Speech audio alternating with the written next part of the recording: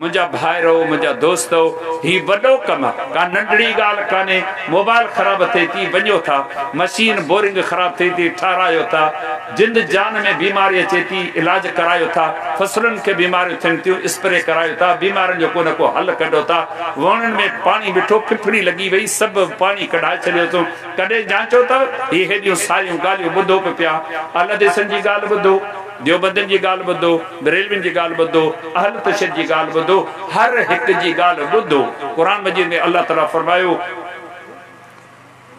ईमान वारनि जी इहा खूबी ऐं ख़ासियत आहे हर कंहिंजी ॻाल्हि ॿुधनि था पोइ वरी चङी शइ जेका क़ुरान हदीस जे मुताबिक़ आहे उनजी ताबेदारी कनि था इन्हो मन यहदिहिल्लाहु व मन युज़लिलहु फला हादिय लहु वअशहदु अल्ला इलाहा इल्लल्लाहु वहदहु ला शरीका लहु वअशहदु अन्न मुहम्मदन अब्दुहु व रसूलुहु अल्लाहुम्मा सल्लि फौज़ु बिल्लाहि समील अलीम मिनश शैतानिर रजीम मिन हमज़िही व नफ़ख़िही व नफ़सिही लक़द मन्ना फीहिम रसूलन प्रोफेसर मौलाना अब्दुल कयूम जलालानी हफिज़हुल्लाह मोहतरम जनाब हाजी अब्दुल्लाह जमाली मोहतरम हाफिज नज़ीर अहमद जमाली पंहिंजनि मायरुनि भेनरुनि जिन ताईं ही आवाज़ पहुचे तो उन्हनि सभिनी जी ख़िदमत में अस्सलामु अलैकुम व रहमतुल्लाहि व बरकातुहू। रसूल अरबी बोलीअ जो लफ़्ज़ आहे सवली सिंधी में उनजी माना है नुमाइंदो। शरीयत इस्तिलाह में रसूल उन शख्स के चइजे जंहिं ॾांहुं अल्लाह सुब्हानहु व तआला वही जे ज़रिए पंहिंजी शरीयत जा पैगाम मोकिले ऐं उहो पूरी वहयन औ मिन वराए हिजाबिन औ युरसिल रसूलन फयूहिय बिइज़्निही मा यशाउ। ऐं इहा ॻाल्हि अणथियणी आहे जो अल्लाह तमामा हर हिक सां सिधी तरह ॻाल्हाए मगर वही जे ज़रिए पंहिंजो को पैगाम मोकिले या पर्दे जे पुठियां किसरी वई। कुरान मजीद में अल्लाह ताला फरमायो फनसिया आदम पोइ आदम के अल्लाह रब्बुल इज़्ज़त जी चयल ॻाल्हि मुर्गी विसरी वई। इंसान जी तबीयत में वेसरा भुल्ला ही नबी ऐं उम्मती पंहिंजी जाइ ते इन सभिनी शयुनि जो शिकार आहिनि। ख़ुदि मोहम्मद मुस्तफ़ा सल्लल्लाहु अलैहि वसल्लम जी ज़िंदगी जा खोड़ सारा वाक़िया असांजे जे साम्हूं आहिनि। खेनि वेसर थी पई उम्मत जे माण्हुनि खेनि बाख़बर कयो पाण एतराफ़ कयूं। कुरान फरमाए थो पोइ आदम खे उहा ॻाल्हि विसरी वई जंहिंजे नतीजे में उन्हनि बेश्त मां झलियल वण मां खाधो ऐं नतीजो कहिड़ो निकितो अल्लाह जे हदुनि अल्लाह जे कानून खे टोड़ण जो नतीजो कहिड़ो निकितो। अल्लाह ताला फरमायो त आदम तूं तुंहिंजी घरवारी ॿई ज़मीन ते हलो हाणे बेश्त में रहण जे लाइक़ न आहियो। पंहिंजे पाण खां सवाल करियां अमीम पंहिंजे पाण खां सवाल करियो सुबुह खां वठी राति जो हंध ते सुम्हण ताईं आऊं ऐं तव्हां छा खाऊं था। दौलत जहिड़ी दुनिया में रहूं पिया खाऊं सभु हराम पिया नाजाइज़ूं करियूं ख़बर नाहे कहिड़ा कहिड़ा गुनाह करे मिल्कत कमाईसीं ऐं इहा हराम जी मिल्कत खाई दौलत जहिड़ी दुनिया मां बेश्त में वेंदासूं। बेश्त में मौजूद हुआ अल्लाह रब्बुल इज़्ज़त जूं नेमतूं वापरायूं पे सिर्फ़ हिकिड़ी झलियल शइ हुई हुकुम इहो मिलियो त तव्हां खाओ ऐं पियो फला तक़रबा हाज़िहि शजरा पर हिन वण खे वेझा न वञो जे वेझण वियो ज़ालिमनि मां थी पवंदो। शैतान वरगलायो विसविसा वेदा तव्हांजो नतीजो इहो निकितो भलड़ दुनिया हुई उहा छॾाए रब्बुल आलमीन हेठि ज़मीन ते मोकिलियो। पोइ अल्लाह रब्बुल आलमीन इहो इरशाद फरमायो तव्हां ज़मीन ते हलो आऊं तव्हां ॾे पंहिंजा नुमाइंदा कासिद रसूल पैगाम खणी ईंदड़ नसीहतूं कंदड़ मोकिलींदुसि। पोइ जिन बि उन्हनि जो चयो मञियो انہن کے کہیں بھی قسم جو ڈرپ غم فکر کرن جی ضرورت کانے اللہ تعالیٰ پنجو وعدو پورو کیو وَلَقَدْ بَعَثْنَا فِي كُلِّ أُمَّةٍ رَسُولًا ऐं बेशक असां हर उम्मत में कोन को रसूल पंहिंजो मोकिलियो आहे وَإِن مِّنْ أُمَّةٍ إِلَّا خَلَا فِيهَا نَذِيرٌ ऐं का बि उम्मत अहिड़ी न गुज़री आहे जंहिंमें असां अलाह जे अज़ाब खां डिॼण वारो पंहिंजो रसूल या नबी न मोकिलियो हुजे तां त माण्हुनि जे मथां हुज्जत क़ाइम थिए मथां क़यामत जे ॾींहुं महशर जे मैदान में बानो अलाह जे साम्हूं इहो चवे मुंहिंजा मालिक तुंहिंजी इबादत करियां हा हलाल हराम जो संदो रखां हा तुंहिंजी शरीयत ते हलां पर मूंखे ॻाल्हि कंहिं ॿुधाई त कान तूं चओ त तोरे फलाणो मोकिलियोसूं अलाह असांजे हाल खां वाक़ुफ़ आहे अल्लाह ताला फरमायो अला यालमु मन ख़लक़ छा तव्हांखे जंहिं ख़ल्क़ कयो आहे पैदा कयो आहे इहो बि तव्हांखे कोन थो सुञाणे छा थी सघे थो ऐं पंहिंजे पुट खे न सुञाणा पंहिंजी घरवारी खे न सुञाणा पंहिंजे भाउ ऐं भेण खे न सुञाणा धोखा थियनि था हिकिड़े घर में रहण जंहिंजो तुख़ुम आहे औलाद पीउ सां धोखा करे पियो दुनिया जा वाक़िया असीं पढ़ूं पिया अल्लाह ताला फरमाए थो ऐं तव्हांखे ॼाणा थो अवां जे पैदाश ते मलाइकनि बि एतिराज़ के नाजाइज़ कोन कया जाइज़ एतिराज़ कया ऐं तव्हांखे ॼाणा थो वॾो बारीक बीन ख़बर रखंदड़ आहे अल्लाह ताला पंहिंजो वाइदो पूरो कयो हर दौर में पंहिंजो रसूल पंहिंजो नबी पंहिंजो कासिद पंहिंजो नुमाइंदो मोकिलियो जंहिं पंहिंजे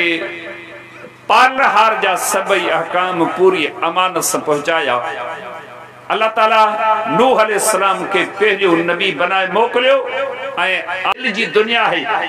उन जे साम्हूं कद झुकायूं था रब शिकवा कदे फरमायो अफर ऐत मन इत्तखद इलाहु हवा छा तव्हां अहिड़े शख्स खे न ॾिठो आहे जंहिं नफ्स जे ख़्वाहिशुनि खे मन जे सदुनि खे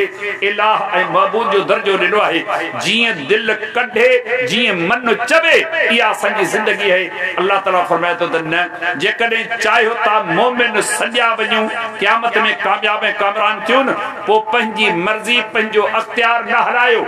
अल्लाह रब्बुल इज़्ज़त इहा ॻाल्हि हरगिज़ पसंद नथो करे फला व रब्बिक ला युमिनून हत्ता युहक्किमूक फीमा शजर बैनहुम सुम्मा ला यजिदू फी अनफुसिहिम हरजम मिम्मा क़ज़ैत व युसल्लिमू तस्लीमा अल्लाह ताला असांखे यकीन ॾियारण जे लाइ हिन जाते कसम कयो आहे पोइ कसम आहे तुंहिंजे पालनहार जो मुहम्मद सल्लल्लाहु अलैहि वसल्लम उहे माण्हू केरु थो चवे त मोमिन आहिनि पाण खे भली चवनि दुनिया में मोमिन चवण वारा खोड़ माण्हू मौजूद आहिनि पंहिंजी मर्ज़ी आहे जेको जी सॾाए मथो उघाड़ो ॾाढ़ी कुड़ियल सुन्नत मुताबिक़ लिबास कोन्हे निमाज़ जो नालो कोन्हे अक़ीदे तौहीद जी का ख़बर कान्हे का अमल सालिह जी का ॼाण ई कान्हे मुंड खां वठी पछाड़ी ताईं गुमराही जे धुबण में फाथल आहिनि सॾाइनि छा था मोमिन अल्लाह रब्बुल आलमीन मोमिन जी सिफ़त कदे ज़िक्र कयो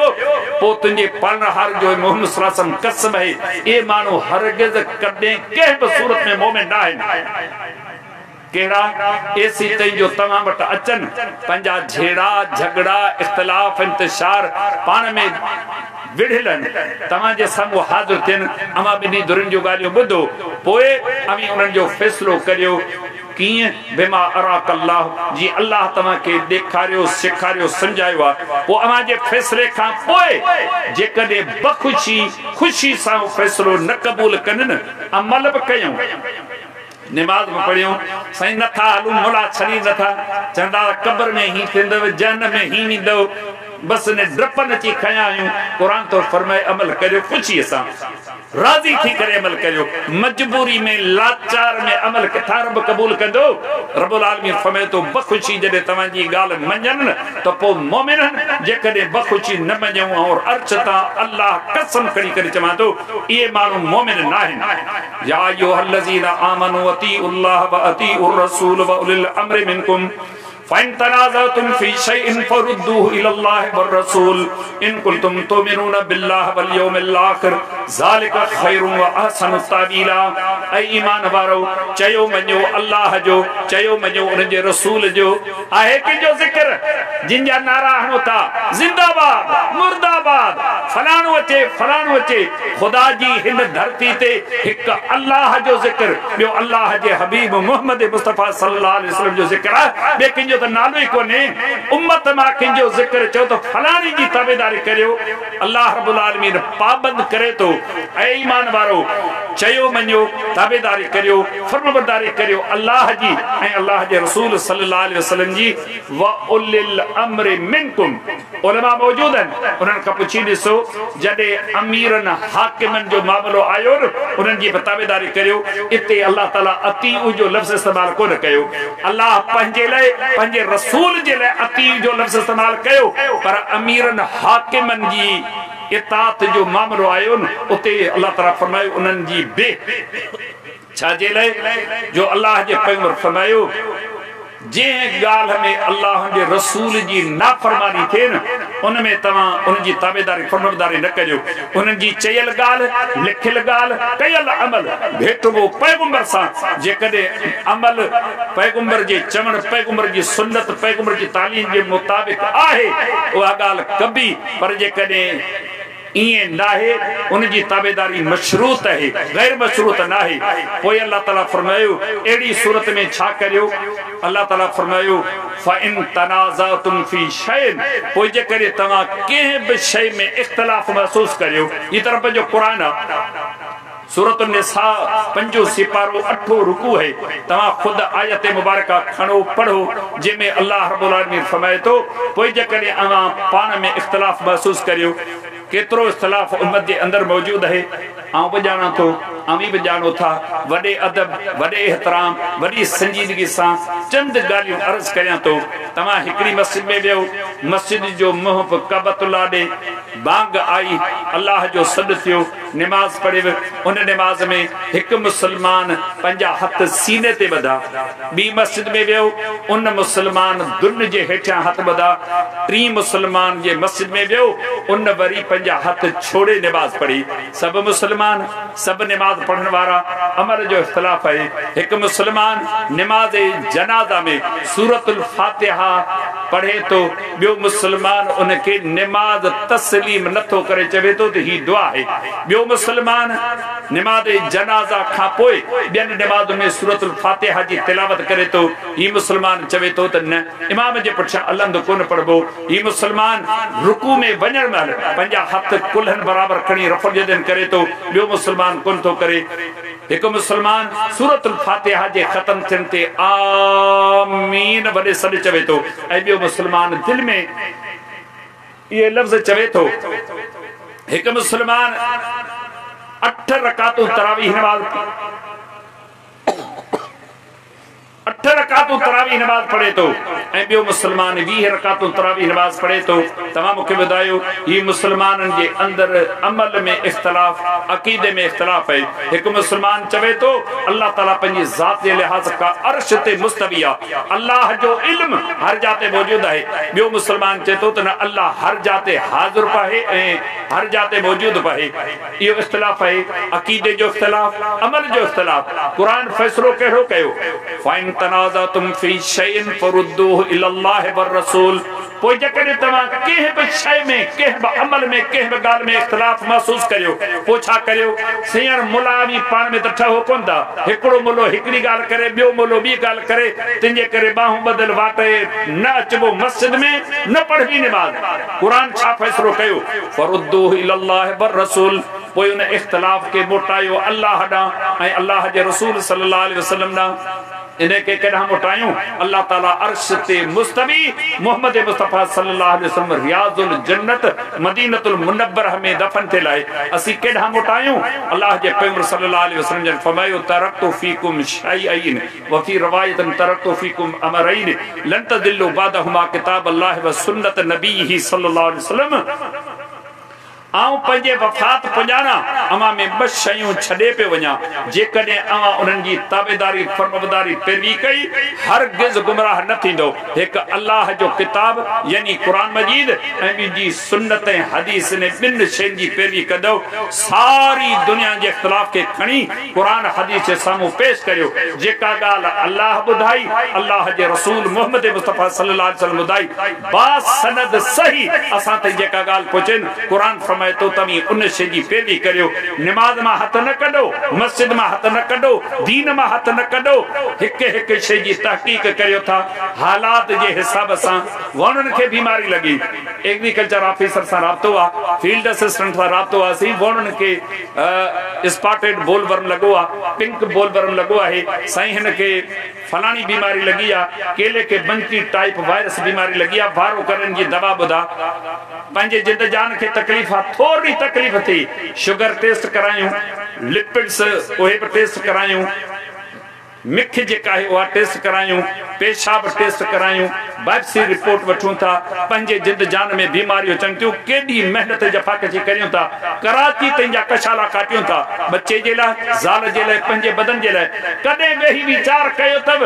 बेशताईं दोज़ख जो मामलो आ हिन जाते का तहकीक का छंड छाण का मेहनत करिया या न बस गोठ वारे मुल्ले जे आसरे ते लगासुं जेकी बुधाई हक भी हुआ सच भी हुआ हुन गोठ वारो मौलवी जेको बुधाए तो यो सब निसोरो कूड़ा भाई तोखे केड़ी खबर पई त हाफिज नज़ीर जेका गाल कई है सच्ची है या कूड़ी है तोखे की खबर पई हिन खां परियां जेको गोठा या गाल गलत आ तोट मयार केड़ो आ न तोट पंजे मौलवी जे सच्चे हुजन जी तस्दीक है न हुन के गलत करण जो मयार है ये गालियों थिंदियूं मेहनत सां जफाकशी सां तहकीक सां चंड छाण सां सूर पिटण सां हिकड़ी हिकड़ी गाल जे लाइ खबर ना है केतरा सूर पिटना पवन था जंग जागना पवन था या अय्युहल्लज़ीना आमनू इन जाअकुम फासिकुम बिनबइन फतबय्यनु ईमान वारो अमा वट को फासिक गुनहगार बदकार किस्म जो मानू खबर खणी अचे न जज्बाती न थियो कुरान हुकुम दिनो अमा पहिरियां गाल बुद्धो बुधन खां पोइ अल्लाह ज़हन दिनो आ अकुल दिनो आ दिमाग दिनो आ समझ दिनी आहे उन जी तहकीक करियो छंड छाण करियो तहकीक केर कंदो जिन जो इल्म सवास्तो उलमा सवास्तो दीनी किताबन सवास्तो हक जी तलब हुजे ऐं नाहक खां मानू नफरत करे न इहो मानू छंड छाण कंदो ही कब्र जो मामलो जहन्नम में दोज़ख जो मामलो आ का नंढड़ी गाल थोरी आ हिको दुनिया जो मामलो थोरी आ बोल अचे थी सैलाब अचन था अगवाट टपटाड़ी कढी वञो था ही बेश्त दोज़ख कब्र जा मामला मुर्गी बस खल्क जो हिन दीन सां को वास्तो ही कोन रहियो आहे अल्लाह ताला फरमायो एड़ी सूरत में तमी पंजे हर इख्तिलाफ के अल्लाह जे रसूल ॾांहुं मोटायो अल्लाह ताला फरमायो नतीजे पछाड़ी जे लिहाज का कें बि इख्तिलाफ के अल्लाह जे रसूल ॾांहुं मोटाण नतीजे जे लिहाज खां ॾाढो भलो अथव अवां जे में भलाई ऐं बहितरी आहे या अय्युहल्लज़ीना आमनू ला तुक़द्दिमू बैन यदयिल्लाहि व रसूलिही ऐ ईमान वारो अल्लाह ऐं उन जे रसूल खां रती बराबर का अगराई न करियो ज़रे बराबर पे न वमा आताकुमुर रसूल फखुज़ूहु वमा नहाकुम अन्हु फंतहु वत्तकुल्लाह इन्नल्लाह शदीदुल इक़ाब ऐं मुंहिंजो रसूल जेकी ॾेव सो वठो जेका झले ते का रुकजी पओ ऐं अल्लाह खां ॾिजो बेशक अल्लाह जी पकड़ ॾाढी सख़्त आहे असांजी ॿुधायल ॻाल्हि असांजी चयल ॻाल्हि असांजी लिखियल ॻाल्हि पकड़ जे लायक पाहे वठण जे लायक पाहे असी इंसान आहियूं असांजी ॻाल्हि जे लाइ मायार मुक़रर थियल आहे जेकॾहिं असांजी ॻाल्हि क़ुरान ऐं सुन्नत जे मुआफ़िक़ आहे वठो पर जेकॾहिं सम्झो था त मौलवी साहब खां कलम जी ग़लती थी आहे अमल जी ग़लती थी आहे मौलवी साहब खां हिते भुल बेसर थी आहे न असांजी ॻाल्हि खे छॾे ॾियो सही साफ़ सुथरी ॻाल्हि जी तव्हां पैरवी करियो इन शइ जी तालीम हिन जाइ ते अल्लाह ताला ॾिनी आहे त मुंहिंजो रसूल जेकी तव्हांखे ॾियनि अखियूं वठो ऐं जेका झले न कंहिं बि माण्हू खे न ॾिसो सॼी दुनिया तव्हांखे झले थी अमल न करन पर रसूल तव्हांखे चवे अमल करियो बेशक अल्लाह जी पकड़ ॾाढी सख़्त आहे त ही चंद क़ुरान करीम जा मक़ाम उन अज़ीम हस्ती जे हवाले सां मूं ज़िक्र कया जंहिंखे अल्लाह ताला मुंहिंजो अवां जो रहंदी दुनिया जे सभिनी माण्हुनि जो क़ाइद इमाम अॻवान पेशवा रहबर हादी करे मोकिलियो आहे अल्लाह रब्बुल इज़्ज़त जी ज़मीन ते मुसलमाननि जा मुख़्तलिफ़ फ़िरका मुख़्तलिफ़ तंज़ीमूं मुख़्तलिफ़ जमायतूं गिरोह रहनि थियूं انن سبنی میں جماعت اہل حدیث کی دعوت تبلیغ سمجھاڑی سڈن ایو عبادت دے لائق صرف ہکڑو اللہ کائنات میں ننڈی بڑی جانی مال عبادت دے لائق صرف کڑے مجھے پالن ہار جی ذات جے کا عبادت جانی ہوجے مالی ہوجے ننڈی ہوجے وڈی ہوجے ڈیہ میں کریوں رات میں کریوں جے کا بے عبادت وہ محمد مصطفیٰ صلی اللہ علیہ وسلم جے طریقے سندن سنت جے موافق ہوجے جانی بانی پیغمبر جی سنت جی مخالفت نہ کریوں اللہ تعالیٰ قرآن مجید میں فرمائیو فَإِنْ آمَنُوا بِمِثْلِ مَا آمَنْتُمْ بِهِ فَقَدْ اهْتَدَوْا اما کے ہدایت دی طلبہ ایمان وارا تھن چاہے ہوتا تو پو این تابداری فرمبداری کریو این رستو وٹھو جی محمد صلی اللہ علیہ وسلم جی تربیت یافتہ جماعت صحابہ کرام رضوان اللہ علیہ مجمعین اور رستے جی پیروی کہی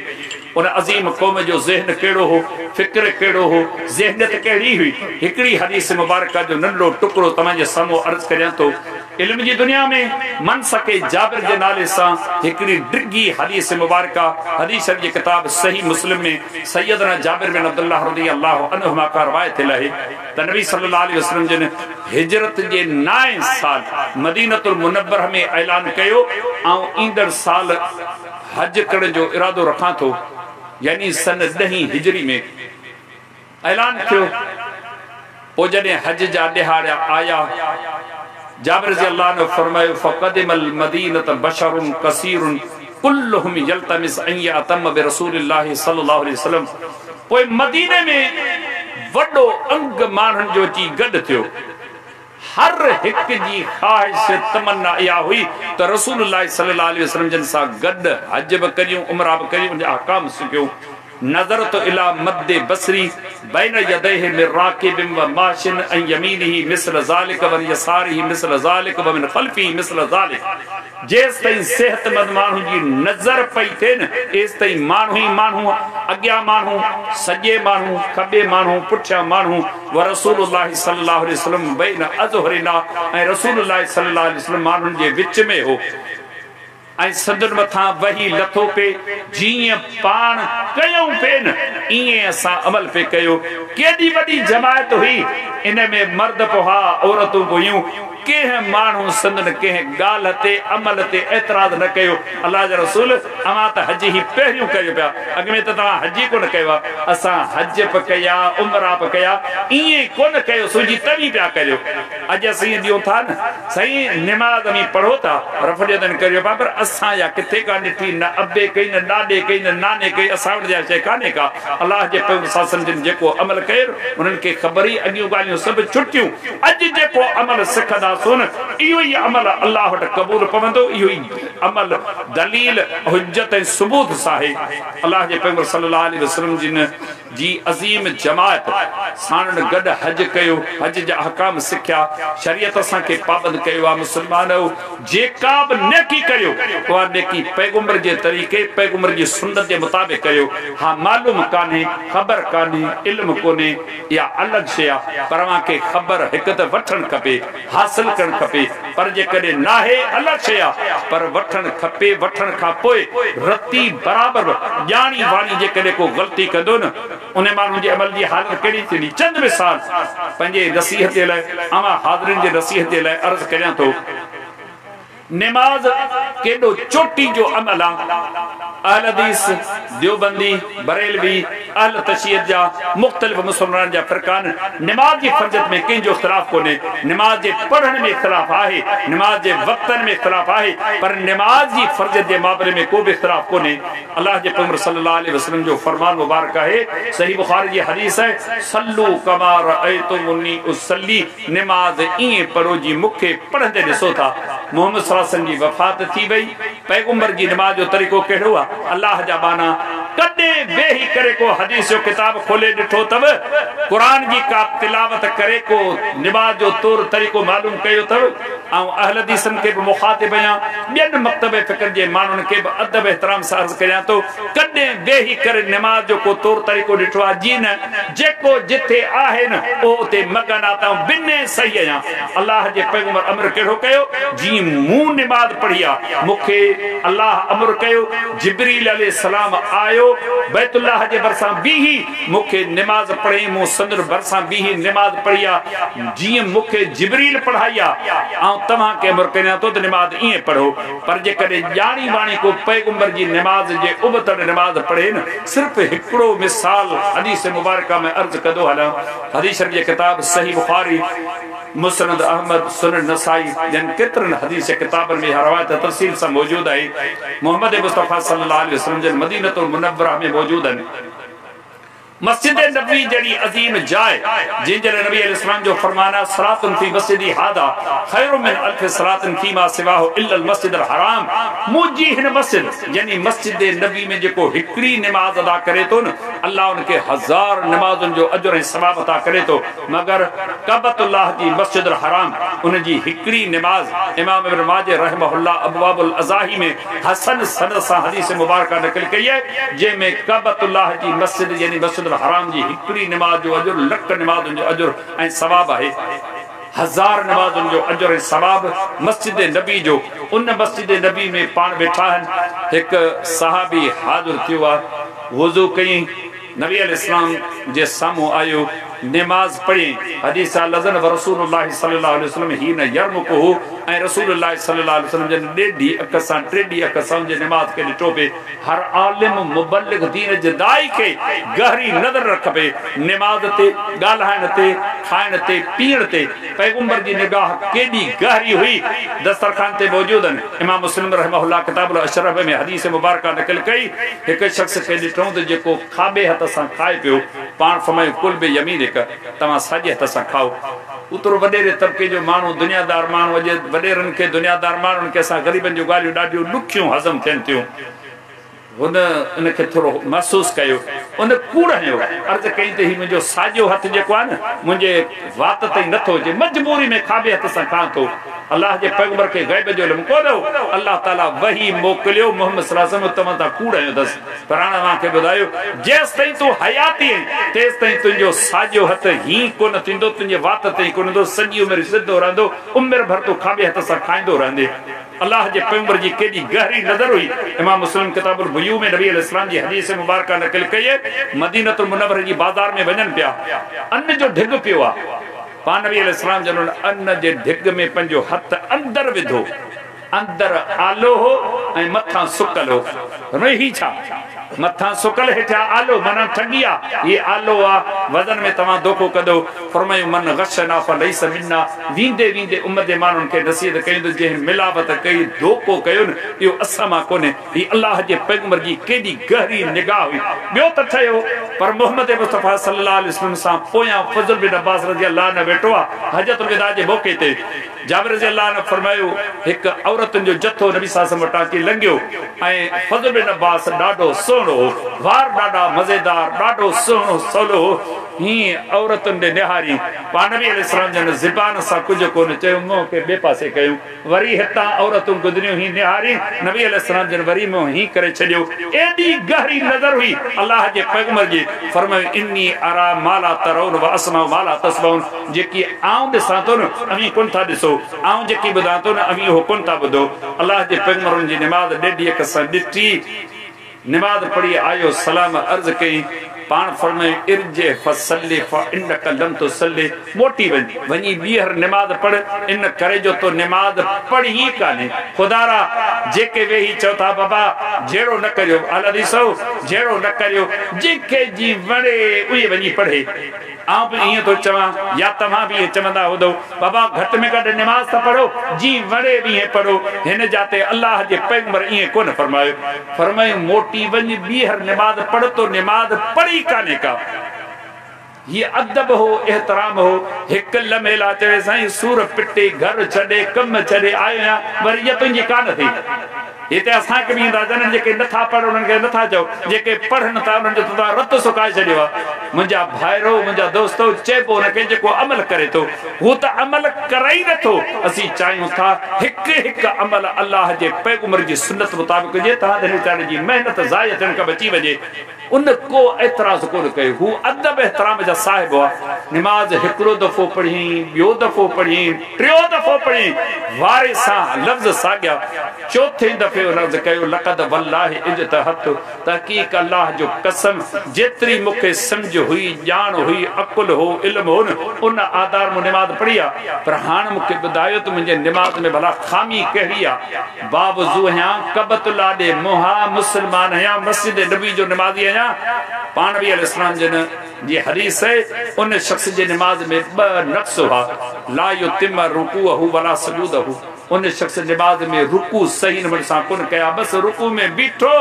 वरी मथे थियो सजदन में रुगी पेशानी रखी यकदम में सजदो वठ कारा गारे के एरो कम कई नबी अलैहिस्सलाम जन इहो मंदर ॾिसी करे बाक़ी जो मामलो ठीक हो इन बिन गलतियुनि जे करे अल्लाह अकबर खां वठी अस्सलाम वालेकुम ताईं जेका निमाज़ हुई फरमाई काने का मुंहिंजा भाइरो मुंहिंजा दोस्त ही वॾो कम का नंढड़ी ॻाल्हि काने मोबाइल ख़राब थिए थी वञो था मशीन बोरिंग ख़राब थी ठारायो था जिंद जान में बीमारी अचे थी इलाज करायो था फसलुनि के बीमारियूं थियनि थियूं स्प्रे करायो था बीमारियुनि जो को न को हल कढो था वणनि में पानी बिठो फिफड़ी लगी वई सभु पानी कढाए छॾियो अथऊं कॾहिं जांचो अथव हे हेॾियूं सारियूं ॻाल्हियूं ॿुधो पिया अल देसनि जी ॻाल्हि ॿुधो देवबंदियुनि जी ॻाल्हि ॿुधो बरेलवियुनि जी ॻाल्हि ॿुधो अहल तशद्दुद जी ॻाल्हि ॿुधो हर हिक जी ॻाल्हि ॿुधो क़ुरान मजीद में अल्लाह ताला फरमायो ईमान वारनि जी इहा खूबी ऐं ख़ासियत आहे हर कंहिंजी ॻाल्हि ॿुधनि था पोइ वरी चङी शइ जेका क़ुरान हदीस जे मुताबिक़ आहे उनजी ताबेदारी कनि था ॿुधण में को ऐब कोन्हे पढ़ण में को ऐब कोन्हे हर हिकु मकतब फ़िक्र खे ॿुधो पढ़ो सम्झो पोइ ही ईमान जा सौदा का नंढड़ी ॻाल्हि कान्हे का अल्लाह जी ज़मीन ते जमात अहलदीस इहा दावत ॾिठी मुंहिंजा अज़ीज़ो मुंहिंजा बुज़ुर्गो मुंहिंजा भाइरो दोस्तो वॾे अदब एहतराम सां इहा दावत ॾियूं था असांजी दावत इहा आहे इबादत अल्लाह जी तरीक़ो मुहम्मद मुस्तफ़ा सल्लल्लाहु अलैहि वसल्लम जो इमाम अबू हनीफा रहमहुल्लाह ते अल्लाह जो रहमतूं हुजनि इमाम शाफ़ी रहमहुल्लाह ते रब जो रहमतूं हुजनि इमाम मालिक इमाम अहमद बिन हंबल जुमले सहाबा किराम ताबईन तब ताबईन जुमले अइम्मा दीन ते रब जो रहमतूं हुजनि असांखे शरीयत जो दर्स इहो आहे सभिनी अइम्मा दीन इमामन आलिमन अगवानन मौलविन मुदर्रिसन खतीबन मुअल्लिफन मुसन्निफन मौक़िफ़न सभिनी जे ॻाल्हियुनि खे आणे पैगंबर जे साम्हूं रखूं जेकॾहिं पैगंबर खां बासनद सही इहा ॻाल्हि इहो अमल असांखे मालूम थिए असीं उन अमल जी पैरवी करियूं इन में ई असांजी दुनिया क़बर आख़िरत जी कामयाबी आहे अल्लाह रब्बुल आलमीन खां दुआ आहे मूंखे अव्हांखे सभिनी मुस्लमाननि खे अल्लाह ताला ॿुधायल सम्झायल ॻाल्हियुनि जी सम्झ अता फरमाए जमात अहलदीस जे हिन स्टेज तां ही दावत तव्हांजे साम्हूं असां अदब ऐं एहतराम सां पेश कई आहे सुई लॻे थी न उनजो बि सूर थिए थो घणा सही थोरो आस्ते त हणिजां रुगी हिकिड़ी नस में सुई नथी लॻे ॿी में लॻे थी तॾहिं बि दर्द त थिए थो न हीअ इंसान जी फितरत आहे तबियत आहे थी सघे थो कंहिंखे का कड़ी ॻाल्हि लॻी हुजे पर यकीन ॼाणो ही ॻाल्हियूं कंहिंखे नाराज़ करण जे लाइ न फ़िक्र ॾियण जे लाइ हिकिड़े क़िस्म जो पैगाम ॾियण जे लाइ कयूं था हर हिकु शइ जी ॻाल्हि खे ॿुधो था अव्हां वटि पीपल्स पार्टी वारो बि वोटनि लाइ अचे थो मुस्लिम लीग वारो बि अचे थो PTI वारो बि अचे थो कंहिं ॿी तनज़ीब जो बि अचे थो पोइ सोचे सम्झी पंहिंजे मफ़ादनि खे साम्हूं रखी करे कंहिंखे वोट ॾियो था अव्हां हर हिक जी ॻाल्हि ॿुधो कॾहिं वेही करे महिनत करियो इल्म जी दुनिया में कदम रखी करे पंहिंजे क़बर आख़िर जो फ़िक्र करियो ही दीनी जलसा इन ॾींहं सां कया वञनि था त माण्हुनि खे विसरियल सबक यादि ॾियारियूं ख़बर ई कान्हे माण्हुनि खे उहे ॻाल्हियूं माण्हुनि खे ॿुधाइजनि पैगंबर अलैहिस्सलाम जा ॾंद मुबारक सुहिणा कोई इख़्तिलाफ़ कोन्हे पैगंबर सल्लल्लाहु अलैहि वसल्लम जा वार ॾाढा सुहिणा कोई इख़्तिलाफ़ कोन्हे पैगंबर सल्लल्लाहु अलैहि वसल्लम ॾाढो सुहिणो कोई इख़्तिलाफ़ कोन्हे नबी अलैहिस्सलाम जे अख़लाक़ जा मायार ते आला दर्जे जा को बि इख़्तिलाफ़ कोन्हे असुल जेके ॻाल्हियूं आहिनि ही अवाम उन्नास खे ॿुधाइजनि त जीअं माण्हुनि जे ईमान अक़ीदे में फ़र्क़ जे ऐं पंहिंजे मक़ामी जमात जो तहे दिलि सां शुक्रगुज़ार आहियां बल्कि ही जमात पंहिंजी जाइ ते ईअं सम्झो त बागो जमाले में आयो आहियां ही मुंहिंजी ॻोठ जे जमात जा बि आहिनि न सिर्फ़ु ॻोठ जा पर मुंहिंजे पाड़े जा बि आहिनि अल्लाह ताला हिन जो रिज़्क़ पाणी हिते लिखियो आहे उन्हनि हुकुम कयो जहिड़ो हाल हबीबा तहिड़ो पेश पहिरियां जी चवणी मुताबिक़ चंद नसीहतूं पाण खे उन खां बाद तव्हां हाज़रीन खे बि कयूं अथमि अचो हिकु त अमल सालिह जे ज़रिए अल्लाह जो कुर्ब हासिल करियूं रब जी खरी तौहीद खे पकड़ियूं ऐं पोइ रब جے در رب جے گھر سان جڑی ونجو یہ حالتوں تمہاں ॾिसो पिया کہڑن حالتن میں منجو تمہاں جو گزر تھے تو لنگھن تھے تو ऐं کہڑن حالتن کے پان برداشت کریوں پیا اñا بھی جيڪڏهن رب ان جے رسول سان جڑی نہ پیا سن پو باقی ٻيو کهڙو موقعو ايندو انشاءاللہ اللہ تعالیٰ انہی نصیحتن تے سب کان اول مکے ان کان بعد سبنی کے عمل جی توفیق عطا فرمائے ایک دفعہ بھی آراؤں غریب تمام سبنی جو تہ دل سے شکر گزار ہیں جو تمام کافی دیر تائیں پوری دل جمعی سان ایک کچو پکیوں گالی بدیوں اللہ سبنی کی جزا خیر عطا فرمائے وما علینا الا البلاغ